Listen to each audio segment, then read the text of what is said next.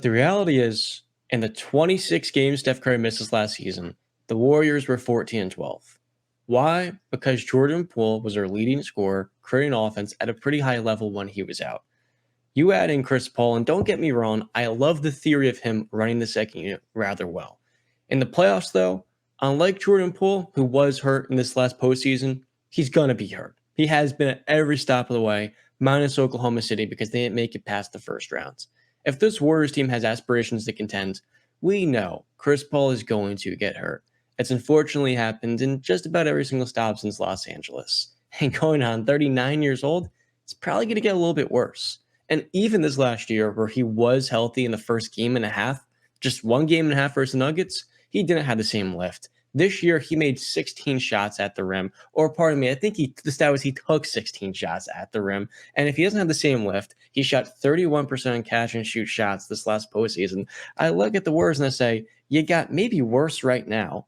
And long term, there is no successor now for Steph Curry. The whole point of this move to me was going all in with the core three. And I respect that. But you have to understand, we have to have some sort of game plan long term. Klay Thompson, to me, is just less valuable and less essential to this team because he's no longer an elite defender. And hell, I don't know if he's a good defender at this. He's okay. In the playoffs, his shot has failed him in back-to-back postseasons, and he's pressed so much with poor shot selection to try to get back into a rhythm, and it's hindered the Warriors' offense. Jordan Poole, to me, is more essential now and long term. And while he had a terrible year, it's easy to project his growth long term. And he's going to get better in Washington. So for Golden State, in theory, it's a great move. But in practicality, we've seen the end of the era. I think this is where you say to yourself, hey, look, if anything, they're going to use him like D'Lo in a potential trade to retain that roster spot.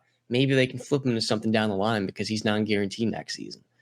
I'm just really concerned because, well, I think Jordan Poole is going to light up in Washington, D.C. And while he was terrible, absolutely miserable this last postseason, he was dealing with that ankle injury. He had just been knocked out by a teammate. And generally speaking, he needed a little bit of clarity because the entire year he was cycling through a starting role to a bench role, and he was better in the starting lineup.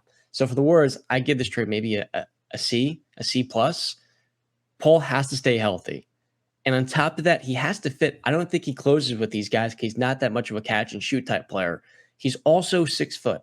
You can't play him and start him with Steph because defensively, you are very undersized now. And so, if they had a good role man, let's say they had someone that was more athletic than Draymond, I would be a little more optimistic here. But Draymond Green inherently is not a role. He's a good short roll passer, but he's not going to be the one finishing pick and rolls like he's DeAndre Jordan in his prime, or even DeAndre, and he's got amazing touch. So it doesn't feel like the right fit either to me.